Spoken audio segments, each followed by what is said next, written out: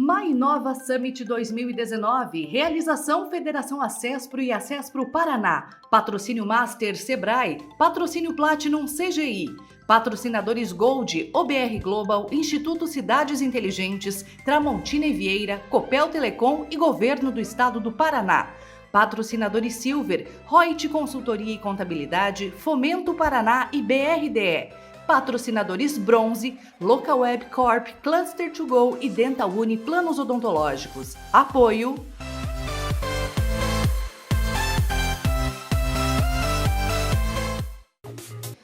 Boa tarde a todos, sejam novamente bem-vindos à 8ª edição do MyInova Summit, antigo Paranatic, um evento promovido pela Federação Acespro Paraná, em parceria com o Sebrae.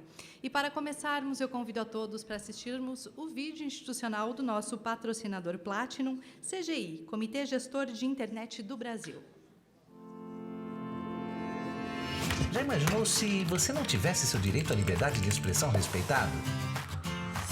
Se seus dados particulares fossem divulgados sem autorização? Ou se você tivesse sua navegação filtrada por causa de interesses comerciais? A liberdade de expressão, a privacidade e a neutralidade da rede são fundamentais para a internet. E esses são apenas alguns dos 10 princípios formulados pelo Comitê Gestor da Internet no Brasil. O CGI.br promove há mais de 20 anos a internet no país. Graças a ele, você tem constante inovação, segurança e diretrizes para o desenvolvimento da internet. Isso tudo é feito de forma colaborativa, transparente e democrática. O comitê é formado por representantes de todos os setores da sociedade. Assim, as decisões são tomadas por meio do diálogo, com a participação de todos os membros até que um consenso seja alcançado. Por esses e outros fatores, o modelo brasileiro de governança se tornou referência no mundo todo. CGI.br, por uma internet cada vez melhor no Brasil.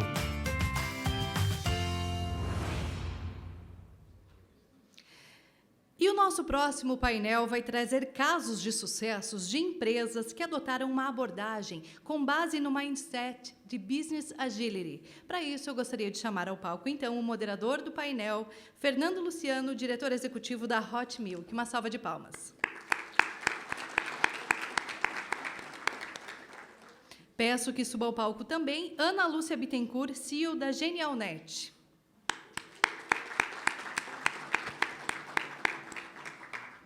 E convido para subir ao palco Milena Seabra, diretora corporativa do GRPcom, Grupo Paranaense de Comunicação.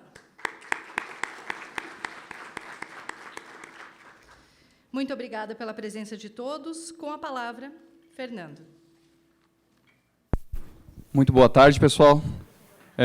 Agradecer, né, ao convite para estar participando aqui, né, o Robert, o Adriano da Acespro, para estar participando desse painel com feras aí do tema, para falar um pouquinho sobre Business Agility, né? O que seria isso? Nós, a Hot Milk, para quem não conhece, ela é o ecossistema de inovação da Pontifícia Universidade Católica do Paraná, e hoje nós trabalhamos, né, lá com startups, grandes empresas, e também trabalhando para dentro do Grupo Marista, trazendo mais agilidade para um grupo grande, gigante, moroso, tentando transformar a maneira, né, a cultura desse grupo. Então, sei que vocês, né, já tiveram aí uma manhã inteira falando sobre Business Agility. Infelizmente eu não pude estar de manhã aqui, mas... o que é isso, né? Busquei um conceito do Business Agility Institute, né, que nada mais é do que adaptar-se rapidamente às mudanças do mercado, responder de maneira veloz e flexível a demandas dos clientes, causar mudança de uma maneira produtiva e barata sem comprometer a qualidade. Putz, o que é isso? É simplesmente, né, as grandes corporações, elas se desenvolveram ao longo de vários anos com suas caixinhas, onde você tem o setor de vendas, aí a hora que a venda acontece, dependendo se você é uma empresa clássica de alguma produção, vai lá para o PCP, aí o PCP faz aquela produção, e aquilo depois vai adiante para o próximo setor, e assim diante, muitas vezes esses setores não se conversam exatamente. E aí veio a TI, né, e veio com um conceito muito mais rápido, centrado no usuário, pensando, né, de como integrar essas caixas de uma maneira muito mais ágil. Então, é muito mais uma cultura do que ferramenta, né? As ferramentas que existem, elas são um meio, né? Meio, isso é muito importante para deixar. Então, por que isso é importante? Porque a gente vive um mundo hoje cada vez mais volátil, cada vez mais complexo, mais incerto, né, e mais ambíguo. Então, extremamente difícil de prever o que vai estar acontecendo amanhã. Então, e isso aconteceu em várias indústrias. A indústria hoteleira, que está sofrendo hoje, o Airbnb não tem quarto nenhum, todo mundo já ouviu isso, várias palestras, né? Mas a Airbnb não tem nenhum, é asset light, né? Não tem nada, mas é provavelmente a maior empresa de acomodações do mundo. Uber, mesma coisa para a área de mobilidade. E temos várias empresas que têm esse pensamento ágil e que estão funcionando dessa maneira e que estão destruindo com mercados de empresas que estavam, né, muito bem colocadas no seu segmento de mercado. Então, isso vem acontecendo, e se as empresas hoje não olharem e não trabalharem dessa maneira, muito provavelmente várias delas vão deixar de existir em breve. E o que mais, né? O que é isso? Né? É a questão de você, em vez de... E é muito comum, eu trabalho numa corporação que até muito pouco tempo funcionava dessa maneira. Vamos sentar, janeiro, fazer o planejamento estratégico do ano. Quem aqui não faz isso? Que tem essa cultura também, ou já trabalhou em empresas que trabalham dessa maneira. Eu vou decidir em janeiro que eu vou fazer exatamente o que eu vou estar fazendo até dezembro. E quantos de vocês aqui cumpriram aquele planejamento estratégico exatamente como ele foi desenhado em janeiro? Então, questões que... É muito difícil, né, trabalhar dessa maneira. É muito incerto, as coisas mudam muito facilmente. Então, essa cultura de você experimentar rápido, né, falhar, e se falhar é ok, mas o negócio é falhar barato, falhar rápido, aprender e repetir. Né, que com essa repetição, quanto mais vezes você faz isso, você aprende, né, com um custo baixo, em um curto período de tempo, para chegar, né, no sucesso, né, e ter um negócio que realmente funciona. Então, assim, eu sou professor da universidade, a gente até estava conversando. Sou pesquisador, trabalho na área de biotecnologia. Tem nada a ver com a área de TI. Porém, o pensamento, sempre que eu vou para o laboratório, eu ia para o laboratório, que hoje já não vou mais, mas os estudantes que estão lá trabalhando, é aquela cultura de, vai fazer qualquer experimento, vai gastar muito dinheiro para fazer aquilo, cara, faz um teste pequeno antes, com um número pequeno de amostras, para ver o que vai dar de resultado. E a partir desse resultado, você vai aprender para saber se você vai trabalhar com um número muito maior de amostras para chegar num resultado maior e gastar realmente uma grande quantidade de recursos. Né?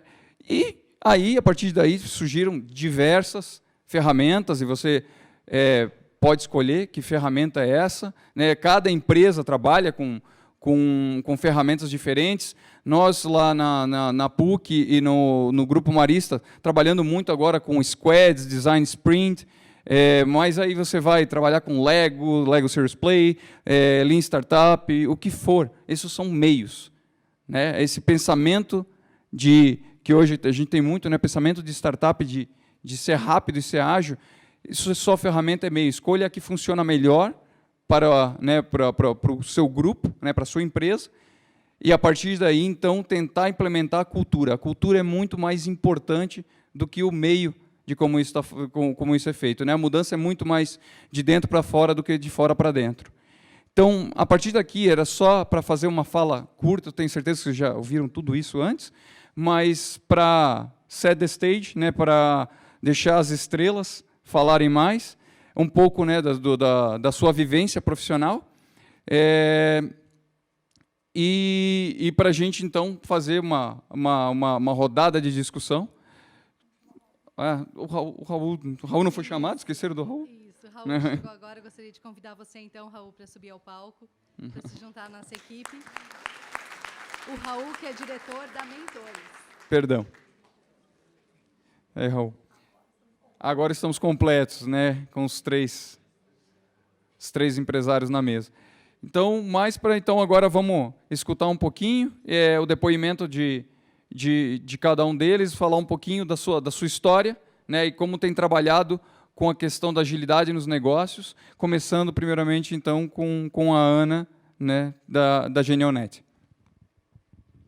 Vou pedir um super boa tarde, porque além de eu ser repetitiva, nós saímos do almoço, né? Então tá aquela preguicinha. Boa tarde, pessoal. Boa tarde.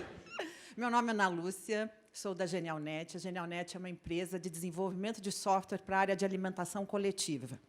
A área de alimentação coletiva é uma área que foi muito pouco profissional até pouco tempo atrás. E nós, como tecnologias, estávamos sempre à frente. Então, já foi o primeiro grande desafio adaptar a nossa agilidade, que ainda era pequena, à pouca agilidade do nosso mercado. Mas isso tem mudado, né? E isso é muito bom. Então, como eu disse, para quem está aqui desde manhã, vai perceber que repetiremos muitos conceitos, repetiremos as mesmas informações várias vezes. Mas, como disse o Fernando, é bom repetir bastante para a gente aprender, né? Então, vamos lá.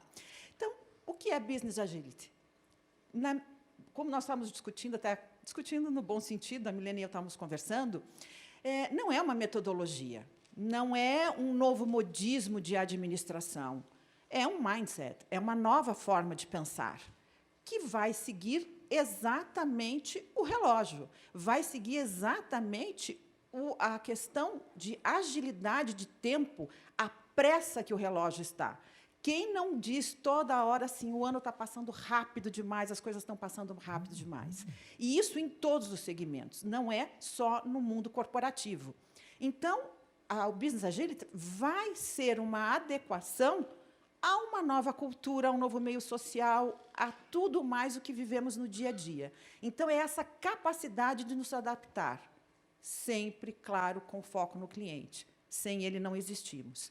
E eu acho importante a gente comentar aqui que houve uma abertura, né? Tivemos políticos aqui, o pessoal do Estado, o pessoal da Prefeitura, e é muito bom perceber que o Estado também está se preocupando com essa questão de agilidade, né? Que nós vamos sair daquela coisa de um Estado moroso, pesado, um elefante branco, né? Me desculpem, os governos passados, para uma coisa muito mais ágil. Não adianta só nós, empresários, sermos mais ágeis. Todo o entorno tem que ser também, né? E por que, digamos, adotar essa nova metodologia? O nosso consumidor, seja ele cliente, pessoa física ou pessoa jurídica, ele está muito mais informado, ele está muito mais conectado, ele pega o celular na tua frente, ele compara teu produto a outro, ele verifica preço. Eu faço isso, eu vou a uma loja, pego um produto, vejo o preço, e imediatamente eu entro no celular e vejo se o preço está competitivo ou não e já negocio ali, né? O consumidor está globalizado, ou seja, não preciso dizer aqui para empresários quem é o nosso novo cliente, seja pessoa física ou jurídica, o nosso novo consumidor. É uma loucura. Então, a gente vai precisar ter essa agilidade. E eu adorei essa comparação que foi feita aqui, né? Porque Darwin disse que nós não ficariam os mais fortes, e sim o que tivesse maior capacidade de adaptação. E é verdade. Se nós pegarmos a Forbes do ano 2000, por exemplo, a revista Forbes, com as 100 maiores empresas do mundo, nós vamos perceber que, em 2 décadas, houve uma mudança gigantesca. As empresas que eram muito fortes eram empresas com milhares, centenas de milhares de funcionários, eram estruturas pesadíssimas. Eu estava comentando com o Fernando, eu trabalhei numa rede mundial de hotéis há 30 anos atrás, eles tinham 500 e poucos hotéis, e eu trabalhava em São Paulo. Então, para trocar uma mesa de lugar, nós tínhamos que fazer um memorando para Atlanta, nos Estados Unidos, né? Para ver se havia autorização dessa mudança. Nós fazíamos planejamento, sim, para os próximos 5 anos, para os próximos 10 anos. Se alguém aqui perder tempo em fazer planejamento para 5 anos, vai estar perdendo tempo, porque não vai, né? O dia a dia vai ser mudado drasticamente. Quantos de nós chegam à empresa de manhã com uma determinada ideia, com uma determinada tarefa, e, ao longo do dia, isso vai mudando, porque o teu cliente está mudando, o teu cliente está mais ágil também, né? E por onde começar a mudança? Certamente pelas lideranças. Eu gostei muito do que a Maria Fernanda falou hoje de manhã, porque eu também tenho essa preocupação enorme, a preocupação com a felicidade. pode não parecer muito corporativo, mas é fundamental para nós, seres humanos. Então, assim como eu quero ser feliz, eu quero que a nossa equipe também seja feliz. E ela vai ser feliz se ela estiver num meio em que ela se sinta bem, em que ela se sinta à vontade para colocar suas ideias, em que pessoas de gerações diferentes possam trocar ideias, possam fazer uma atividade multidisciplinar, né? Só que isso só vai acontecer se a liderança da empresa trouxer isso. Não adianta esperar que o colaborador da empresa vá buscar isso no mercado e tente implantar como se fosse uma ferramenta. Não é uma nova forma de pensar. E nós sabemos que, muitas vezes, a nova forma de pensar tem que vir das lideranças para serem exemplos para a sua equipe. Tá? E qual é o perfil dessa nova equipe que nós queremos? Nós estávamos comentando, eu sou de algumas gerações aqui à frente da maioria do que está sentado aí, né? Só que eu sempre tive essa veia empreendedora, inovadora e tudo mais. Mas quantos empresários eu vejo, ou quantos clientes, às vezes, eu vejo com essa extrema dificuldade de se adaptar às novas equipes, às equipes mais jovens, porque a forma de pensar é totalmente diferente, a forma de decidir é totalmente diferente. Ele entra na tua empresa querendo ser o diretor-geral da empresa, né? Então, como aproveitar isso? Como aproveitar essas capacidades, essas habilidades de uma equipe sênior para uma equipe mais jovem? Eu gosto muito de trabalhar com equipes multidisciplinares, e eu faço isso há muito tempo. Já quando eu trabalhava em outra empresa, minha empresa, eu sou sócia fundadora, estou lá há 20 anos. Então, em empresas anteriores que eu trabalhei, eu sempre gostei de trabalhar com equipes multidisciplinares, porque o que eu percebi era aquela briga assim, do operacional com o comercial. Não sei se vocês já sentem isso, ainda sentem isso nas empresas de vocês, mas tinha essa briga. O comercial vende, a gente não consegue entregar, eles prometem uma coisa que a gente não faz, e aí o comercial diz assim, a gente vende, eles não entregam. Então, eu sempre procurei trabalhar com essa questão da equipe multidisciplinar. Olha, fulaninho do comercial, vem cá comigo. Mariazinha do operacional, vem cá comigo, vamos sentar, vamos falar com o cliente aqui agora, nós três, para ver como é que é. E a gente começou a adotar isso na GenialNet também. Primeiro que a gente já trabalha com essa questão de Scrum há muito tempo, né? Então, para quem é da área de tecnologia, está muito mais familiarizado com isso.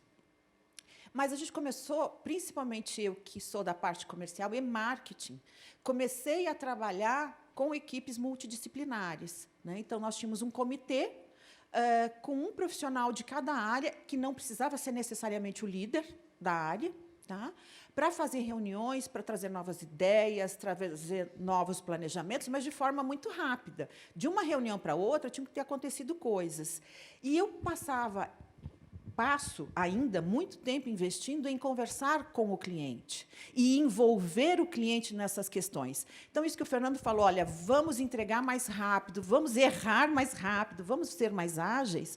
Antes, a gente levava realmente, né, hoje de manhã foi dito, você levava 1 ano e meio para entregar um release.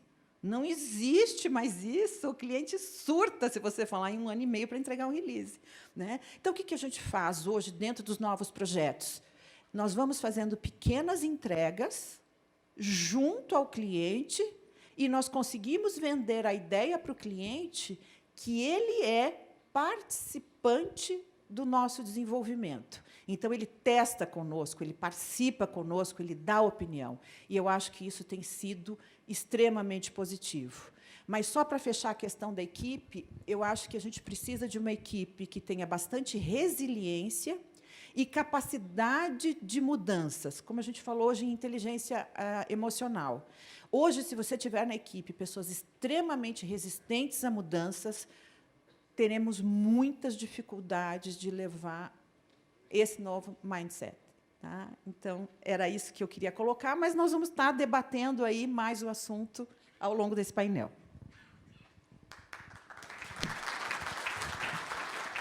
Obrigada. Obrigado, Ana. E agora, então, passar a palavra para contar um case real, né?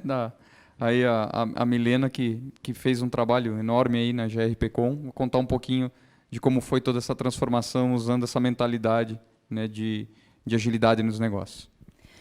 Obrigada, Fernando. Em primeiro lugar, eu preciso ficar em pé, porque eu sou italiana. Se segurar minha mão e não me deixar me movimentar, eu não consigo falar de um jeito assim tão polido e delicado que nem a Ana. Acho que eu preciso de mais, né, espaço, me expandir, senão eu não consigo raciocinar.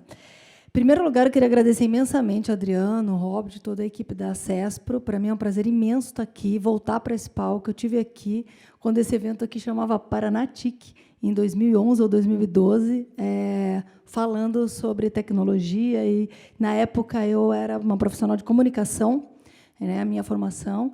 Estou no GRPcom há 15 anos e, durante muito tempo, lá, eu fui diretora de marketing e comunicação institucional. Mas eu vim contar um pouquinho para vocês aqui a jornada que o Grupo Paranaense de Comunicação está vivendo. E aí, para começar, eu queria dividir com vocês aqui esse mapa que muitos de vocês vão se achar dentro dessas indústrias aqui, porque todas elas estão sendo engolidas pelo tsunami da transformação digital, né?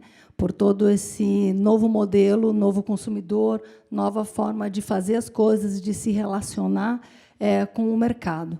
Mas, especialmente, a nossa indústria, e aí aqui eu falo nossa, porque mídia, entretenimento e tecnologia estão muito próximas, né? Como a gente pode ver aqui, a gente está exatamente no olho do furacão, mas a gente disputa aqui espaço com vocês, porque em 2016 era a tecnologia que estava no centro, 2017 é mídia, e aí essa variação é muito pequena, significa de verdade que a gente está sendo engolido e precisa se transformar.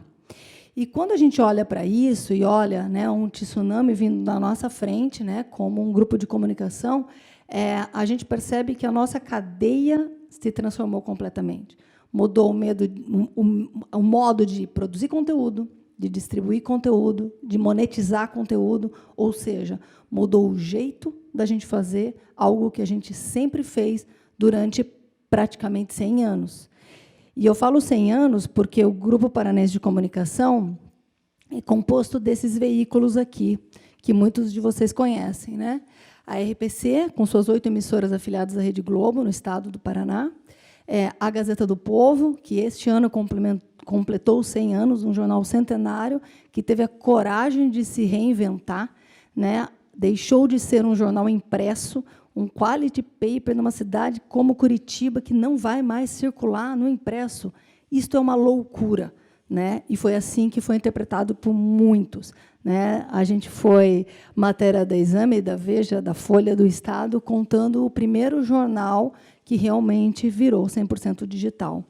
E isso, né, foi fruto de muita coragem, porque a gente tinha, sim, um público que estava super habituado a ler no impresso, mas a gente estava olhando o tsunami que eu comentei com vocês, e aí a gente olhava para ele e falava assim, o que a gente faz? A gente surfa ou a gente vai ser engolido por ele? Porque, de fato, a gente precisava tomar uma decisão. E, às vezes, não fazer nada também é uma escolha. E essa escolha pode ter um custo muito alto. E foi quando a Gazeta, então, decidiu que precisava encarar de frente esse processo e se transformar, entrar e fazer essa travessia, né? Além da Gazeta, a gente tem a Tribuna, que continua no impresso, as rádios 98 e Mundo Livre e o Instituto GRPcom de Responsabilidade Social. Mas o que eu vim contar para vocês aqui é o caso do próprio GRPcom, que tem uma estrutura corporativa que atende a todos esses veículos.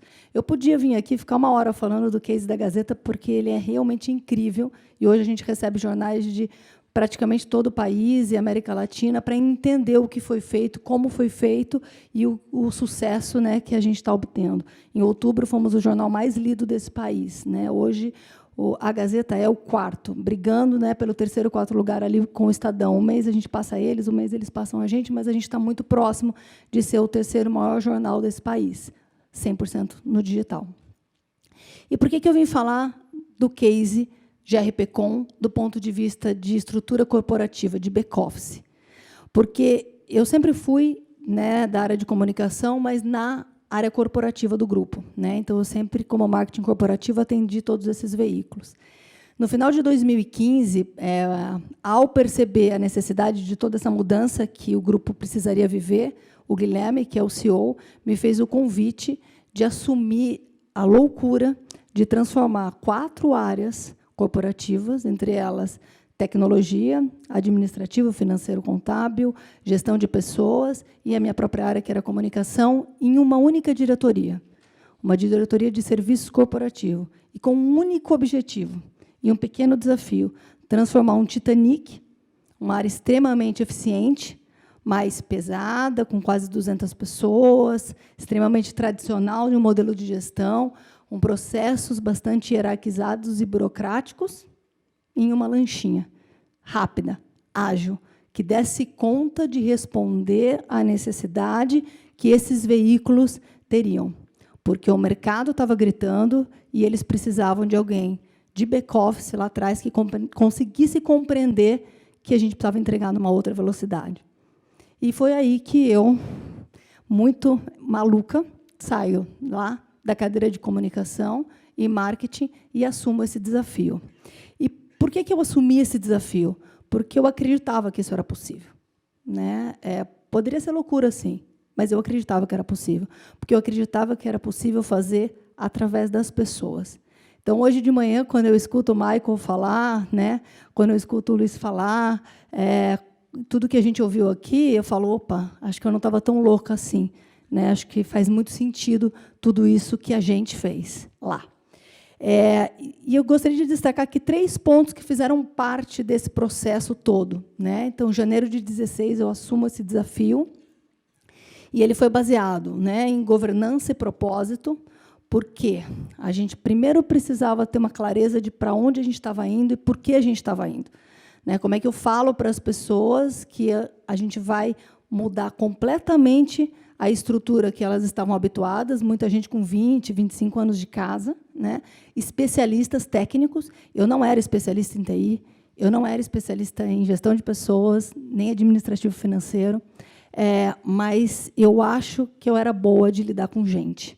Eu acho que eu tinha uma capacidade de olhar no olho das pessoas e falar para elas, vem, porque eu acredito em você. Se você acreditar em mim, a gente vai conseguir fazer. Então, neste momento, e tem parte do meu time aqui que lembra bem dessa fala, a equipe veio comigo, né? E uma coisa que eu sempre falei para eles, né, eu sempre vi de forma antecipada quando essa onda gigante estava chegando perto de mim, e eu sempre escolhi surfar, nunca ser engolida. E eu espero que vocês também peguem a pranchinha e surfem essa onda junto comigo. Mas tem uma coisa só que é fundamental. Vocês precisam entender que a mudança acontece de dentro para fora. Por isso que eu fico muito feliz em ver tudo que o Michael falou aqui, porque é muito daquilo que eu acredito. É uma frase que eles sempre me ouviram falar. Mudança tem uma porta que só se abre por dentro. Eu posso fazer o que eu quiser, tudo que tiver ao meu alcance, para tentar fazer vocês mudarem e virem para esse processo, virarem essa chave, né? Acreditarem num outro modelo mental de que é possível fazer de um jeito diferente. Mas essa mudança só vai vir através de cada um de vocês. Então, governança e propósito muito forte. Integração, tecnologia, pessoas e processos. Durante 6, 8 meses, foi um processo muito intenso de identificar o que era possível fazer, quais eram os talentos que a gente tinha ali. E, depois de 8 meses, então, a gente apresentou um modelo, eu apresentei um modelo para o grupo para a gente migrar para um centro de serviço compartilhado, onde eu pudesse ter tecnologia para acompanhar todo esse fluxo, onde as pessoas pudessem entender, ter uma visão sistêmica do todo, de que num processo de back-office não tem nada que é isolado, é input, output, todo mundo faz parte dessa cadeia, e que as pessoas iam mudar esse processo, que é elas que tinham realmente visão crítica para falar, opa, acho que esse processo não funciona mais. E aqui teve uma coisa muito forte, que foi a comunicação, né? Porque isso só foi possível porque a gente construiu junto do cliente. A gente passou a olhar o cliente do cliente, entender a dor de cada um desses negócios e como, para ele, estava sendo desafiador passar por esse processo de transformação. Então, todos os processos foram desenhados e redesenhados e acordados com todos esses negócios, né? E liderança e cultura, né? Também foi falado aqui que não se muda nada, né, sem o líder. Eu acho que a liderança é dar espaço para as pessoas, a redução de hierarquia, criação de um ambiente mais orgânico, mais fluido, onde as pessoas tenham capacidade de criar, de ser elas mesmas, de colocar as ideias, equipes multidisciplinares. É assim que eu acredito e é assim que funcionou lá, né? Então, era esse case que eu queria dividir com vocês, e eu queria mostrar um pouquinho para vocês aqui o resultado disso, o que isso, de fato, trouxe de resultado para a organização 3 anos depois, né? Pensando em despesas, porque esse foi um processo forte de otimização, ele não teve como objetivo final, mas ele teve como consequência natural, né, uma redução de custos, porque eu otimizei times, coloquei as pessoas trabalhando juntos, quebrei as paredes. Então, naturalmente, isso trouxe uma redução muito forte de despesas. Se a gente olhar aqui, eu assumo aqui, né, de 16, a gente está falando de uma redução de 48%. Aqui, de 2010 a 2015, um crescimento de 20% nessas despesas corporativas. E aí, quando eu assumo nesse modelo, né, a gente tem uma redução aqui de quase 50% das despesas. Aqui, o reflexo disso é a redução de headcount, né? Como eu disse, isso não foi o objetivo, mas foi consequência, né? Então, a gente teve uma otimização grande do time, então, uma redução aqui de 55% de 2015 a 2019, né, no headcount dessa estrutura corporativa. Mas o mais bacana de tudo é isso aqui que eu vou dividir com vocês. Quando a gente olha o clima das pessoas, a satisfação das pessoas, a felicidade das pessoas, a alegria delas entenderem que elas são capazes de fazer acontecer. E a gente olha aqui, né, a gente aplica a pesquisa, né, Great Place to Work, e a gente sai aqui de 64, que não era baixo, tá? Mas a gente vai para 82%, e que se confirma, né, em 2018, novamente, com 82% da satisfação das pessoas, da estrutura corporativa do GRPcom, em trabalhar nesse modelo. E aí, quando a gente vai para os clientes, né? A gente tem uma pesquisa interna também que mede a satisfação dos clientes dos serviços que são prestados, né, por essas áreas, e a gente também vê um crescimento. Também não era baixo, né, porque era uma estrutura extremamente eficiente, sim, só que era uma estrutura pesada para o momento que os negócios estavam vivendo. E a gente sobe, né, de 70, 76, 2018, 72, e a primeira onda do primeiro semestre de 19, a gente vai para um nível de satisfação de 84%, né, dos serviços prestados para os clientes. E aí eu poderia falar inúmeros indicadores aqui, SLA de 97%, enfim, vários outros indicadores, mas o que de fato mostra, essencialmente, como é possível fazer, como é possível mudar o modelo mental das pessoas, trazê-las junto através de um propósito único, né, dando um sentido de fato para elas, acho que esses indicadores falam por si só. E aqui, para encerrar, eu acho que só confirma tudo que vocês ouviram pela manhã, quem teve a oportunidade de estar, mas é, de fato, aquilo que eu acredito, né? Em uma transformação digital, a maior transformação ocorre com a cultura e com as pessoas. Se isso é feito, bem cuidado, todo o resto é consequência, né? Num ambiente como esse, a transformação tecnológica ela é só um detalhe, ela é só um meio para que a gente consiga realmente atingir nosso objetivo. É isso que eu queria dividir com vocês. Obrigada.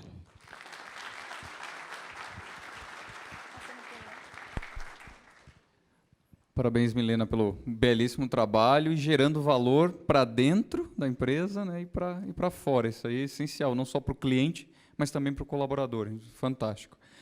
Agora nós temos o Raul, da Mentores, que ele auxilia empresas a fazerem esse processo de se tornarem mais ágeis. Então, Raul, pode contar aí a tua experiência com os teus clientes e Obrigado. o trabalho da Mentores. Bom, vamos lá. Eu sou diretor da Mentores, além disso, eu sou membro do Advisory Board de uma startup lá no Vale. Eu vou começar contando como é que eu cheguei a ser membro dessa startup, né? Ano passado, eu estava conversando com o Robert, da OBR, e comentei com ele, cara, eu quero mergulhar no Vale, me leva para lá, né? Com a experiência que você tem, estando aí, né? O que a gente pode fazer para eu conseguir absorver e entender melhor a cultura de lá, né? E aí ele me falou, cara, a gente tem as missões empresariais e etc. E me contou o programa que ele já tinha. E falou, cara, você vai mergulhar de cabeça no Vale e vai sair de lá com uma mente transformada, né? E eu falei, cara, era um programa de uma semana. E eu falei, Robert, eu quero isso, mas eu não quero só mergulhar de cabeça durante uma semana e correr para a borda da piscina e subir a escada, né? Eu quero realmente continuar esse mergulho e explorar mais. Né? Dele, como assim, né? Eu falei, eu quero conhecer a cozinha, não só o restaurante, né? Então, a gente bolou um programa piloto ali de ir para o Vale, trabalhar em startups lá. E eu fiquei alguns meses no ano passado trabalhando pro bono nessas startups e foi muito interessante. Interessante em vários aspectos. Alguns de coisas diferentes que eu realmente não esperava de ver lá, mas, ao mesmo tempo, várias coisas que a gente tem boas práticas, ou pelo menos as empresas que têm boas práticas aqui não tão diferentes de lá, né? Metodologias e etc. Né? No mundo hoje, a gente tem muito acesso à informação e não tem essa disparidade. Né? Muda muito o mindset mesmo, né? O mindset ágil e etc. Na startup que eu tive, ela estava indo de early stage para Series A, então ela estava num nível interessante de maturidade. Né? Já não estava lá no comecinho do early stage, né? Mas ainda não tinha o tanque cheio do Series A, etc. Né? E nessa mudança, assim, eu achava que ia chegar numa startup cheia de processos modernos, métodos e etc., super implantados, né? E, na verdade, não. A maior parte das áreas não seguia um processo, né, planejado e etc., né? E eu questionei isso. Eu falei, nossa, eu achei que aqui ia ser, né, buzzwords, né? Aqui você ia usar isso, aqui você ia usar aquilo e etc., etc. E ele falou, a gente está experimentando ainda. A gente está validando ainda. A gente não vai pegar e engessar um processo, sendo que isso pode mudar amanhã. Não vale a pena. A energia que a gente vai gastar validando isso, ou melhor, engessando isso, criando esse processo, documentando e etc., sistematizando, é muito maior do que a energia que a gente vai gastar no que realmente interessa, que é validar isso, que é experimentar, usar e ver se faz sentido para depois realmente implementar, documentar e etc. E isso foi a primeira quebra de paradigma que eu tive, assim, né? Nem sempre sair adotando processos e metodologias e implantando como aquilo ser uma regra, né? E não só ser um experimento, é o caminho. Ele pode ser o caminho depois que aquilo está validado, e você pode ir escalando e etc. Então, acho que esse foi um dos aprendizados mais interessantes, assim, logo no primeiro dia, né? E depois uma sequência de outras coisas, né, que eu podia ficar horas falando aqui, né, mas o assunto é Business Agility, né?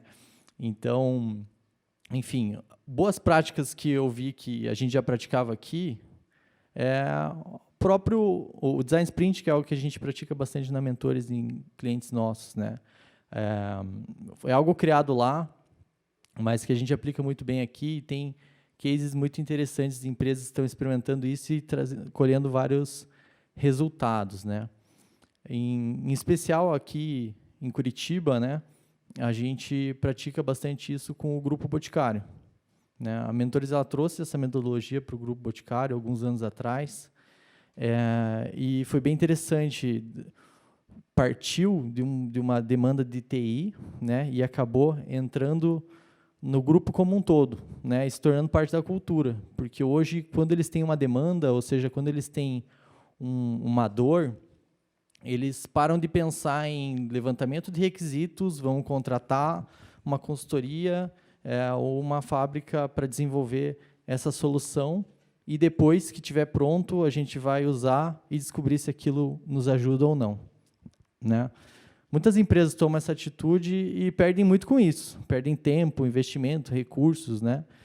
E quando você colocou aquele painel com várias palavras-chave, né, várias metodologias, etc., eu acredito que uma complementa a outra, cada uma no seu momento certo. Então, a empresa ter o seu toolkit, né, ter a sua caixa de ferramentas, de formas de abordagem de acordo com o tipo de necessidade, de dor ou de oportunidade, e ter isso bem maduro, eu acho que é o mais interessante. Aí você, ao invés de ter um procedimento padrão, você analisa e aplica da forma mais relevante, com mais coerência, né?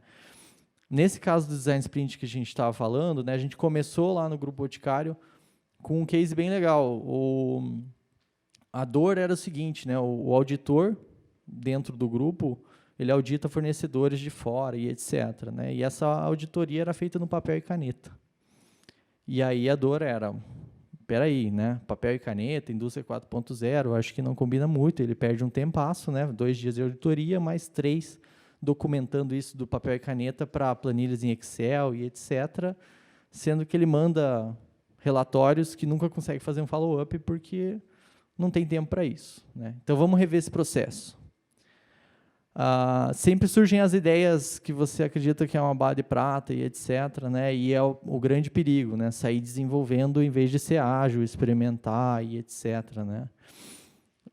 Em vez de ouvir o usuário e entender qual que é a dor real, né? Porque o negócio normalmente tem uma visão macro das dores, às vezes assertiva, às vezes não, né? Quando a gente desce, e eu acredito que a inovação deve ser assim, a gente deve descer para o play e entender a dor de verdade, viver, analisar e construir isso junto com quem sente essa dor, né? Através de cocriação, seja em qual método for, a gente começa a entender dores reais. Nesse caso, uma das ideias que se tinha era, vamos desenvolver um aplicativo onde o auditor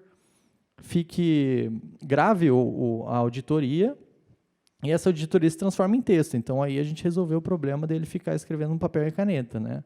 A princípio, parece que soluciona, né? E a gente falou, não, vamos rodar esse design sprint, vamos fazer a gente fez uma auditoria fake num fornecedor, conversou com auditores e etc, e começou a entender o problema de verdade. Primeiro de tudo é que quando você entra numa fábrica, você vê o barulho que é e já entende que provavelmente esse microfone não ia conseguir captar o áudio do auditor, né, para transcrever em texto. Mas digamos que a gente tem uma tecnologia muito boa e consiga. Ao falar com os auditores, a primeira coisa que eles falaram era: eu jamais faria uma auditoria em voz alta, na frente do meu auditado. É super delicado eu olhar e ir apontando problemas, sendo que alguns eu ainda preciso analisar e etc. Então, não posso falar em voz alta, coisas assim. Então, já imaginou? Se a gente sai desenvolvendo... E o padrão, né, quando a gente fala, por exemplo, de Quality Assurance, no final de um processo de desenvolvimento de um software, um aplicativo, a gente fala de testar e estressar aquilo para garantir que aquilo não tenha bugs. E aí você diz, qualidade 100%. Mas e se a gente tivesse um super aplicativo, 0 bugs, que gravasse o áudio do auditor? Qual que é a qualidade dele para o auditor, que jamais usaria, que ia voltar para o papel e caneta? É 0, né? E a gente não tem esse costume de validar isso, né? Validar lá no final é caro também, né? Depois que está pronto. Então, por isso, a gente tenta trazer o máximo de entendimento e decisões lá para o começo, né? Se puder splitar elas em pedaços, melhor ainda. Mas decidir no começo. Como é que a gente decide no começo, né? A gente cocria, prototipa, né? Através de um protótipo navegável. Hoje tem várias ferramentas para se fazerem isso, né? E a gente consegue fazer sem uma linha de código, o que ganha muito tempo e facilita a mudança. E validar, chamar usuários de verdade e testar isso. Seja ele um usuário que é dentro da tua empresa ou fora. E aí, junto com os auditores e o pessoal de TI, Design, UX, da Mentores e do Grupo Boticário, a gente co-criou uma solução que era parte app, onde ele estava em chão de fábrica auditando, e parte desktop, porque no segundo dia ele ia para a parte de escritório da fábrica e ficar no celular não fazia sentido. E a partir daí já gerava automaticamente relatórios que reportavam para pessoas diferentes, com cobrança de prazo e etc. Né? Então, isso funcionou tão bem para eles e foi tão bem avaliado na validação que, na hora de desenvolver, tinha um protótipo junto a um documento, mas o protótipo já traduzia muito bem qual que era a necessidade de desenvolvimento. Não tinha aquele nível de abstração de você ler um documento e, de repente, cada fornecedor que vai avaliar aquilo entender de uma forma. No mesmo ano, estava desenvolvido, sendo utilizado no Brasil, Argentina e China. Então, auditores desses 3 países avaliavam fornecedores do Grupo Boticário usando o mesmo app, a diferença só da linguagem, e mais rápido do que se fosse desenvolvido da maneira padrão, mais barato, menos retrabalho e muito mais qualidade de verdade, né, que é a experiência do usuário. Então, enfim, isso é uma forma que a gente, e dentro disso a gente já tem vários outros cases, né, mas é uma forma que a gente conseguiu gerar agilidade para o negócio, né, através de metodologias ágeis de ideação, no caso, né, lá no começo da jornada, ali no começo do desenvolvimento, de fato. É isso.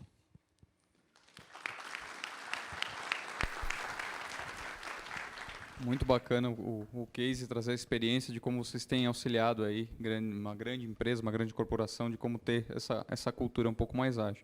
Então, acho que começar aqui o painel com algumas perguntas para vocês. Ana, começando com essa questão de, né, nós mostramos cases aqui de grandes empresas, mas essa mentalidade da agilidade, as grandes empresas estão super preocupadas, né? A gente lida com isso todos os dias, tem grandes empresas batendo na nossa porta lá para a gente conversar como se tornar, como trazer cultura de inovação. Todo mundo também é buzzword, né? Inovação, inovação, inovação, inovação, tudo é inovação.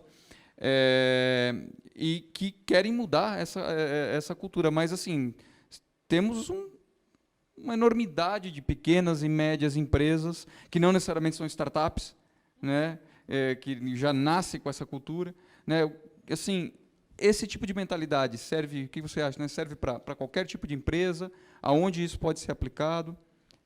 Queria seus comentários sobre isso. Eu acho que não é uma questão de servir, é uma questão imprescindível. Não importa se você tem 1 ou 2 funcionários, você tem que ser ágil, né?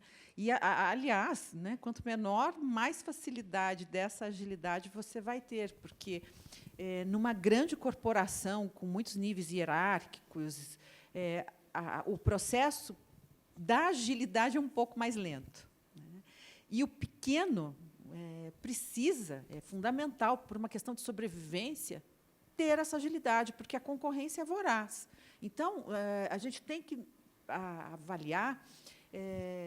Aqui devem ter empresas de diversos portes. Então, mesmo que você seja, né, você tenha uma pequena empresa de desenvolvimento de software, de aplicações ou de aplicativos, ou seja o que for, você tem que estar focado no teu cliente, porque se existe uma empresa, existe um cliente, né? Se existe um profissional liberal, também existe um cliente que precisa inovar, né? Foi falado hoje de questão de escritório de advocacia, né, hoje vai se aplicar tudo, a clínicas médicas, como eu falei agora há pouco, ao Estado, ao governo, não importa o tamanho, né? E como nós dissemos, não é um modismo, não é uma ferramenta nova, é uma nova forma de pensar. Então, se aplica para qualquer segmento e qualquer porte de mercado. Tá bom? Bacana. Raul, você quer comentar alguma coisa de outros clientes que vocês, com quem você já tenha trabalhado? Você comentou um pouco de um grande grupo, né? Trazer essa mentalidade para empresas também menores, alguma experiência, como foi esse processo de transformação? Legal. Eu acho que a pequena empresa tem várias vantagens, né, em questão de agilidade, né? Então, a tomada de decisão está muito na mão das pessoas que estão já sentindo a dor, né? Então, você não precisa tanto justificar que aquilo é realmente uma dor, que aquilo realmente pode gerar prejuízo ou que aquilo realmente é uma oportunidade, né? Os níveis hierárquicos são bem mais rasos, assim. Então, no bom sentido, né? Então, esses decisores eles estão bem mais próximos do que ocorre e conseguem perceber e tomar uma atitude. Então, é bem interessante quando a gente faz processos assim com empresas de menor porte, contanto que elas estejam, né, com a porta aberta por dentro, né? Então, que elas estejam abertas para inovação. Aí funciona muito bem. tem resultados bem interessantes, e principalmente a aplicação depois daquele protótipo, aquilo precisa virar real, né? O protótipo é algo fake para se validar, né? Eu costumo chamar o protótipo de MVPzinho, né? Que é o mínimo protótipo validável, né? E aí depois a gente tem o mínimo produto viável e etc, né? Mas então é muito mais rápido, né? Ao mesmo tempo, às vezes, por a gente ter esse core da empresa tão envolvido na operação e etc, né? O fator tempo, arranjar tempo ou investimento para dedicar, mesmo que seja, na minha opinião, um curto espaço de tempo, você vai dedicar ali uma semana e meia para ir desde essa ideia até a validação com o usuário, esse tempo parece ser muito longo, né? O que eu sempre trago, até quando a gente fala com startups também, que eles falam, cara, não tem como eu colocar, às vezes, uma startup ali de 20 pessoas, não tem como eu colocar metade do meu time alocado aí para resolver isso aí durante uma semana. É muito tempo. Eu falo, mas você tem 1 ano ou mais para dedicar numa ideia errada, desenvolvendo ela. Como é que você não tem uma semana para validar isso? Né? Porque, às vezes, a gente, nessa de não tenho tempo, a gente continua fazendo algo que a gente pode estar numa direção errada. E a gente pode andar nessa direção errada durante anos. E, de repente, esse caminho de voltar, de alinhar na direção certa, pode ser muito mais longo, né? Bacana.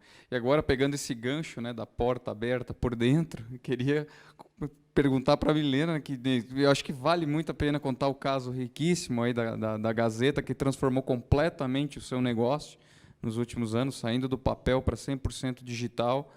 Como trazer essa cultura do digital para dentro, numa empresa centenária, com pessoas há muitos anos, né, trabalhando, fazendo a mesma coisa. Onde é que você foi achar a chave para esse povo todo? Né? E aonde não achou a chave, como achar pessoas com essa mentalidade para trazer para dentro, de uma maneira pragmática e real, né, que você levou e conseguiu fazer essa transformação, contar um pouco dessa história, que eu acho que é muito relevante para quem está querendo se transformar aí também. Vamos lá, nossa, que desafio, hein? Vamos ver se eu consigo sintetizar e dividir alguma coisa com vocês.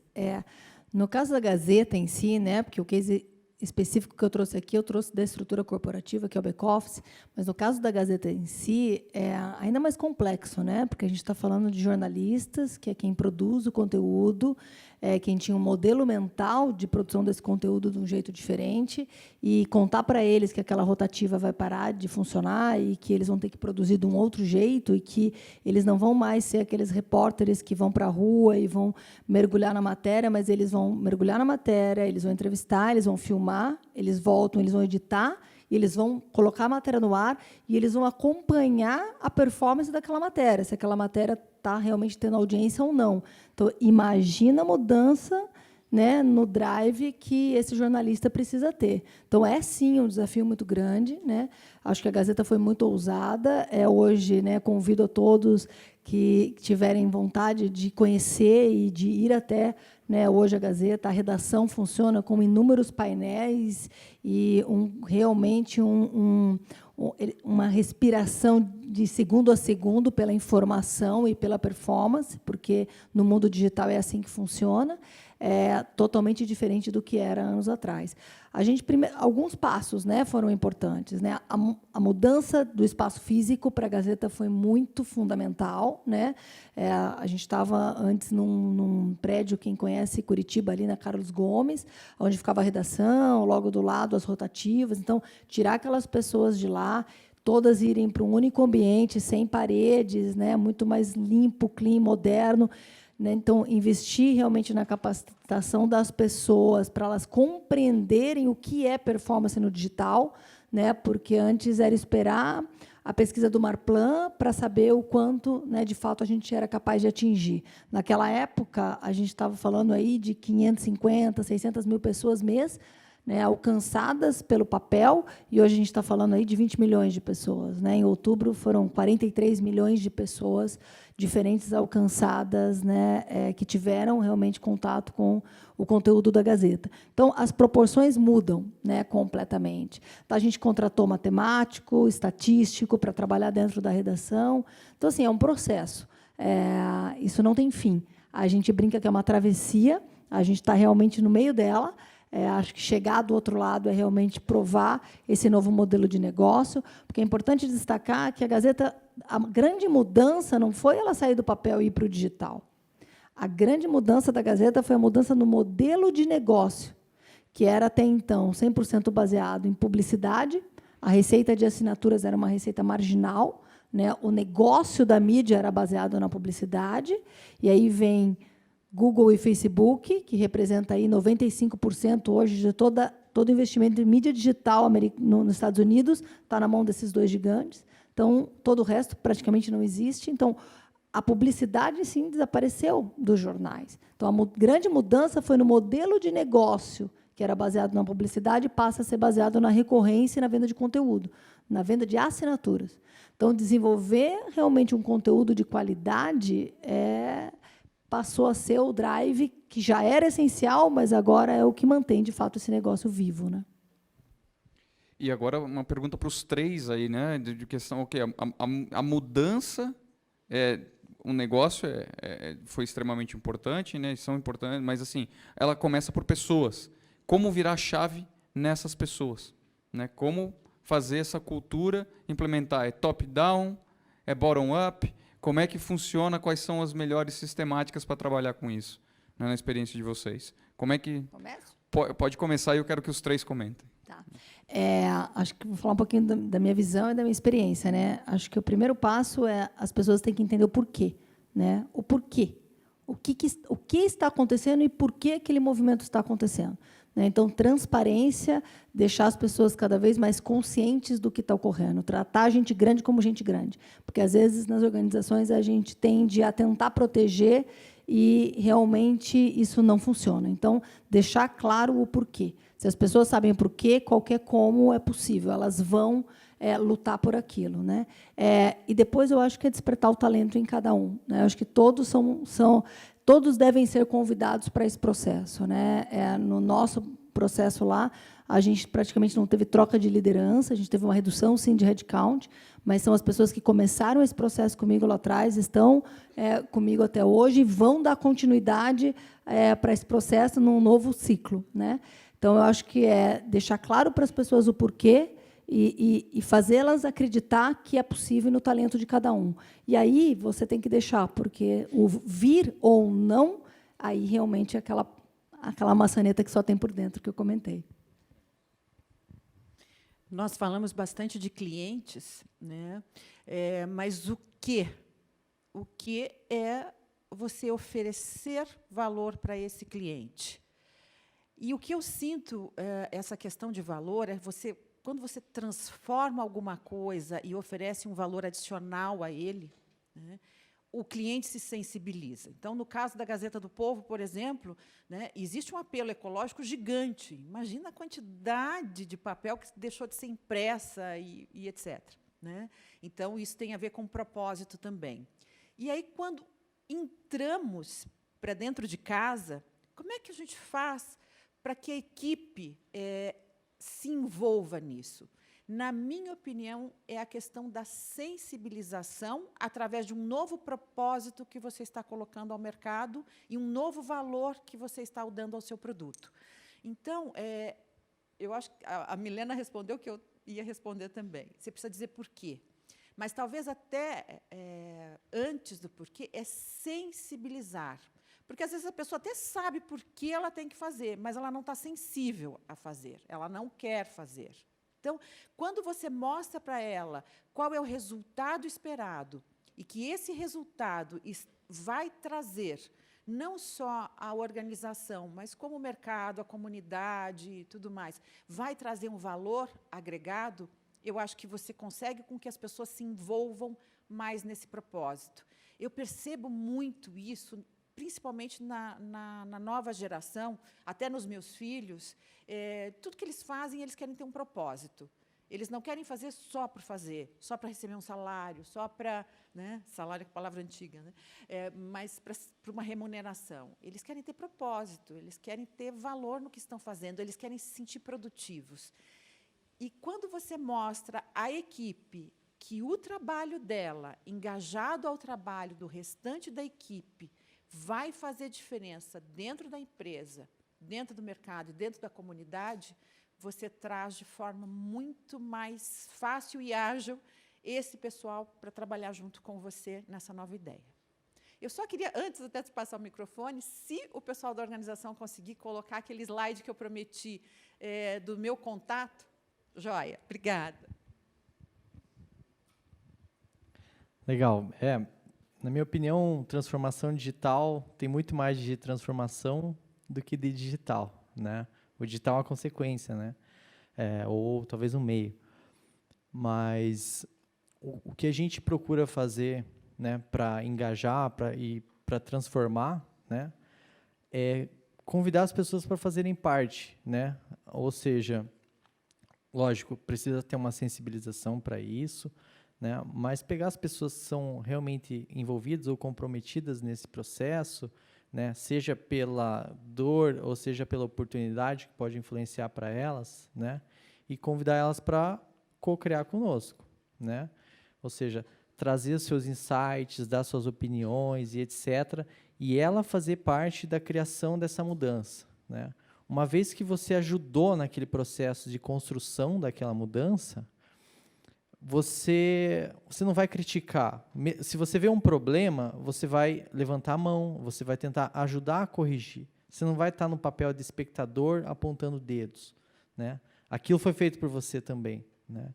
Então, a cocriação, na minha opinião, ela não só multiplica, né, de forma exponencial o conhecimento das pessoas que estão ali, porque a gente pega lá times multidisciplinares e etc., realmente envolvidos naquilo para construir uma solução, ao invés da gente construir num time que, de repente, desconhece o dia a dia daquilo, né?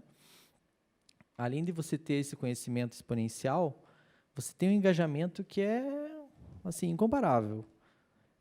Eu digo assim que jamais você vai ter um resultado de uma cocriação que seria com a mesma qualidade e acuracidade de um processo convencional. Mas digamos que numa situação hipotética a gente tivesse. Mesmo assim, o processo que foi feito através da cocriação, ele teria mais sucesso pelo engajamento das pessoas. O mesmo processo, ele é visto com outros olhos, com um ar de experimento, com um ar de tentativa, com um ar positivo, né? Então, tudo que dá certo é super louvado, né, e compartilhado, e o que dá errado é oportunidade para melhoria. Então, na minha opinião, trazer as pessoas para construir isso junto é o que faz com que haja essa possibilidade aí de sucesso, e envolvimento, e transformação de cada um. Legal. Claro, claro. Eu acho que pegando o gancho, sem dúvida, concordo totalmente com os dois, mas pegando o gancho no que a Ana falou do propósito, né? Só fechando a questão da Gazeta, que eu acho que é bacana falar. A gente, assim, a questão do propósito, de deixar claro o propósito para dentro e para fora, também fez parte desse processo, né? Deixar claro o posicionamento da Gazeta, a crença nos valores e nas convicções, né? Uma empresa que tem como propósito fundamental de vida estimular no indivíduo, no cidadão, né, o desenvolvimento, o crescimento, para que ele possa contribuir com o bem da sociedade, isso faz com que o grupo que está lá acorde todos os dias, né? Saber que você trabalha para estimular o outro, estimular o indivíduo com aquilo que você escreve, com aquilo que você produz, com aquilo que você faz, a ser melhor a cada dia, né, como pessoa, construir uma visão crítica diferente de mundo, também engajar as pessoas nesse propósito, com certeza, no nosso caso, fez toda a diferença. Legal. E assim, buscando o gancho aí da cocriação, é importante a cocriação de uma maneira genuína, né? Não é para chegar no final do dia e você chegar no mesmo resultado que o chefe já tinha dito como é que era para fazer, né? Então, fazer algo realmente que seja genuíno, a cocriação e o propósito das pessoas trabalhando nos projetos. E, assim, questão de... toda essa metodologia, né, você que trabalha com métodos, né, Raul, nasceu nesse ambiente da área de TI. Como levar esse tipo de metodologia para uma cultura de empresas de setores diferentes, como o Botica Perfumaria, né, trabalhando com um setor completamente diferente da área digital, TI, né, que está se transformando também, mas não é o core business, né, como levar isso para esse tipo de empresa também, como aplicar essas metodologias e como tem sido a receptividade das pessoas, dos funcionários para trabalhar com esse tipo de método. Legal. Eu acho que, primeiramente, tem que ter um bom senso muito grande em você não querer usar um método que foi feito para TI numa área de negócio e acreditar que ele vai vestir assim com uma luva, né? Há situações onde aquilo se encaixa ou não, ou quando aquilo precisa de ajustes, né? E precisa ter uma atenção muito grande para isso, porque se a gente vai com aquela, né? E existe muito, né? Os defensores assim, evangelistas das metodologias e etc. Que qualquer mudança em cima daquilo é quase um pecado capital, assim, né? Então, mas se você está levando para um cenário diferente, né? O cenário já é diferente. Talvez o método precise ser repensado, né? Então, eu vou trabalhar com Scrum, mas é no meu RH, né? Então, o que muda, o que funciona, o que não funciona, né? E muito disso é experimentação, né? Aplica isso num pequeno grupo, né? Vê o resultado, né? Se esse pequeno grupo começa a performar de uma forma melhor que os dos outros, né? Você vê que eles têm mais resultados e saem mais cedo, não ficam trabalhando até mais tarde. Naturalmente, os demais grupos vão falar, quando que a gente vai poder aderir, etc., né?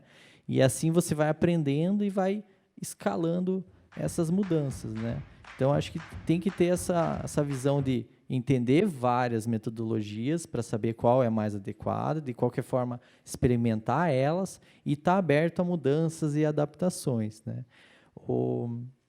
Um tempo atrás, né, umas semanas atrás, tem uma colaboradora lá do Grupo Boticário que participou de um Design Sprint há um ano atrás e ela postou lá no Instagram, marcando a mentores, falando, olha, hoje faz um ano que a gente estava aqui em sala, e aí tem uma foto do Design Sprint, assim, né, um monte de gente em sala, post-it, caneta, café, bolacha, cachorro, tudo, né, na sala, e aquele ambiente de war room mesmo. E ela falou, faz um ano que a gente estava confinado aqui, tentando resolver um problema da nossa área, né?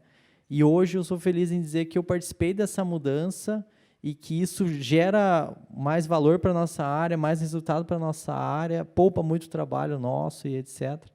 Então, eu não consigo imaginar uma pessoa postando isso de um projeto ou um processo ou uma mudança que foi top-down, né? Esse orgulho de ter participado e vontade de evangelizar isso, sabe?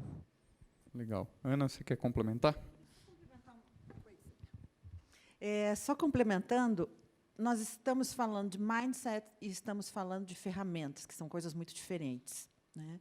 Então, o que eu percebo nessa questão de engajamento de equipe, de valor e tudo mais, é que, assim, primeiro a gente precisa avaliar se a equipe consegue ter esta nova forma de pensar, né? E aí, depois, entrar com as metodologias. Assim, mas eu sei que muitos analistas de RH vão puxar minha orelha agora, mas, assim, o que eu percebo é que, muitas vezes, se você perceber que a pessoa não vai se engajar na forma de pensar, ela não quer, ela vai criar resistência, tire essa pessoa desse grupo. Porque estamos falando de agilidade. Você não pode deixar que uma pessoa fique puxando todo o restante da equipe contra, né? Então, é super importante a gente ter, né, como a Milena falou, a equipe engajada, a equipe junto a todos, para que esse caminho siga em frente. Claro, a gente tenta sensibilizar, a gente tenta fazer tudo, né? Eu sou super favorável, eu amo pessoas, amo trabalhar com pessoas, mas chega um momento que até é um sofrimento para aquele profissional. É um sofrimento para ele ter que se adaptar a uma coisa que ele não acredita, não gosta, não tem a menor vontade de se engajar. Então, assim, para evitar o sofrimento deste profissional, né, que poderia ser muito melhor aproveitado em outras áreas em que ele acredite mais, ou até ser um profissional liberal, melhor isso a você ter essa pessoa puxando todo mundo contrário. Tá bom? Quer adicionar? É interessante isso que a Ana falou, porque o próprio grupo expurga esse comportamento. Isso é muito interessante, né? Quando você dá clareza e todo mundo cocria junto, faz as coisas juntos, e sim, o sofrimento de quem não consegue passar por um processo desse é imenso, é muito grande, né? Então, a gente enfrenta isso, mas é muito interessante como você vê o próprio grupo percebendo e expurgando naturalmente isso, né? Eu acho que pode continuar comentando assim de uma maneira prática, né? Como é que vocês conseguiram em tão pouco tempo, né, fazer essa transformação, essa mudança de cultura, assim, mas de forma prática mesmo. O que foi decidido no dia 1? Obviamente vocês erraram no meio do caminho, né? Então, se puder compartilhar um pouco com a gente o que deu certo, o que não deu certo, para poder chegar aonde vocês estão hoje. Eu acho, falando de Gazeta, especificamente. O grupo.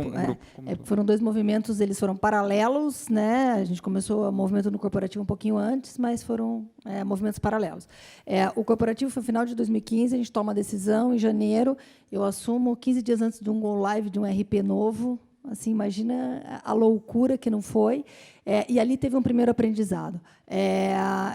Nessa implementação do RP, isso foi feito de uma forma incrível, mas distante do negócio, né? E o cliente não foi ouvido como deveria ter sido. E, quando eu assumo, eu apanho de todos os lados por perceber que o negócio não tinha noção do que estava sendo feito, ou tinha sido feito e estava afetando a vida dele. Então, primeiro aprendizado para mim. Quando viramos o modelo do corporativo, você erra uma vez só. Quer dizer, eu assumi um erro que nem tinha sido meu, mas uma vez só. Vamos construir junto. Então, assim, eles assumiram o compromisso de que ia doer, tinha SLA para tudo, a gente mudou o modelo. Eu não tinha mais um time de 40 pessoas na área de gestão de pessoas de RH. Eu tinha 10. Então, abrimos mão de muitas coisas que eram oferecidas, porque o negócio gritava e tinha alguém lá para resolver o problema. Sorry, agora não tem mais. Você vai abrir, né, lá na ferramenta um chamado e a gente vai atender o teu chamado naquele SLA que foi combinado com você. Então, a mudança traz dor. Não é tudo lindo, só que tem que ser acordado. Quando o negócio entende que é para o bem da empresa, da organização, que vai ser mais ágil, vai ser mais efetivo, vai custar menos, ele também tem que mudar. Não é só do lado de cá que muda. Então, teve, sim, um trabalho muito grande de comunicação e de mudança cultural. Outra coisa importante é de aprendizado na própria Gazeta. A gente fez um trabalho com a Gazeta de comunicar fortemente o mercado da mudança que ia acontecer. E aí a gente se voltou muito para dentro, né, para fazer a transformação acontecer ali dentro. E, naquele momento, acho que faltou a gente voltar para o mercado e fazer o mercado acompanhar essa mudança que estava acontecendo. A transformação era tão intensa dentro que parecia que o mercado inteiro já sabia que isso estava acontecendo, mas não sabia. Muitas pessoas tinham a percepção assim, nossa, a Gazeta morreu? Nossa, a Gazeta fechou? Nossa, a Gazeta, o que aconteceu que o jornal parou de ser distribuído? E eles não tinham noção do que, de fato, estava acontecendo. Então, a gente tinha que voltar para o mercado e contar. Então, a comunicação tinha que acontecer não só para fora, mas reforçar a comunicação fortemente para mostrar o posicionamento novo e o quanto a Gazeta estava viva e vibrante. Então, foi também um segundo aprendizado. E eu acho que um terceiro momento muito forte para a gente é a questão da cultura. Né? A gente trabalhou no corporativo essa questão cultural de uma forma mais intensa.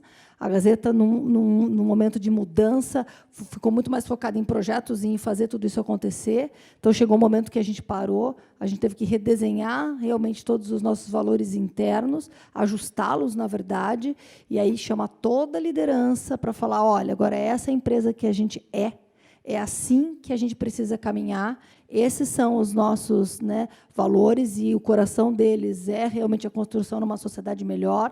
Precisamos aqui de pessoas idealistas que acreditem e lutem para a construção de uma sociedade melhor, que sejam capazes de se desenvolver como pessoa.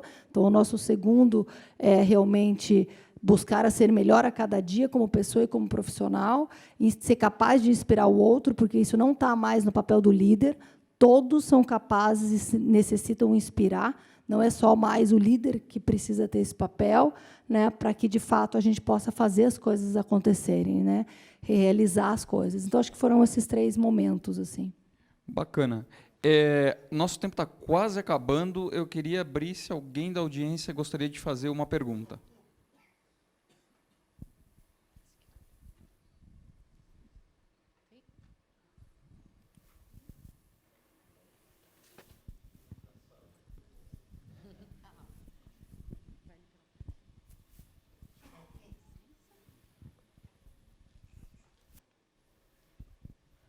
Eu queria fazer uma pergunta para... Desculpa, eu esqueci. Ana Lúcia. Você disse que quando a gente identifica que aquela pessoa está puxando a equipe, é interessante a gente retirar ela daquele grupo. Quais são os principais aspectos que eu consigo perceber para poder saber que essa pessoa está me atrasando, então é o momento de tirar ela? Quando você começa a perceber em que ela diz que tudo vai dar errado, ou começa a criticar todo mundo, ou é aquela pessoa que se mostra extremamente negativa, tá? Até deixando claro, não é aquela questão assim, percebi, tiro, né? Se faz todo um trabalho antes de sensibilização, porque as pessoas têm, às vezes, habilidades ou qualidades profissionais que são importantes para a organização, né? Mas, muitas vezes, ela não tem a inteligência emocional para acompanhar aquela equipe. E você percebe, como a Milena falou, o grupo começa a se sentir incomodado. Quando você está fazendo um trabalho em grupo, um trabalho multidisciplinar, por exemplo, e a pessoa entra na sala, você já vê as pessoas se mexendo de forma diferente, porque daquele tipo assim, chegou o estraga-prazer, chegou, né, quem vai me atrapalhar. É aquela pessoa que mexe com a energia positiva do grupo, né? E, é claro, os profissionais mais experientes têm essa sensibilidade de forma muito conceitual, né? E também, claro, hoje existe toda uma metodologia de avaliação, né, de capacidade profissional e capacidade de adaptação, que vai detectar esse tipo de problema, tá? É bastante até perceptível, é relativamente fácil, até medindo os resultados que essa pessoa está dando dentro daquela atividade em grupo que ela está fazendo, ou mesmo que seja individual. Não sei se alguém quer complementar. Fantástico. Ana, Milena, Raul, em nome, né, dos organizadores do Bainova, eu agradeço muito por vocês terem compartilhado aí as experiências de vocês sobre esse tema que é tão relevante para as empresas dos dias de hoje, e peço aí a toda a audiência uma salva de palmas aos nossos painelistas.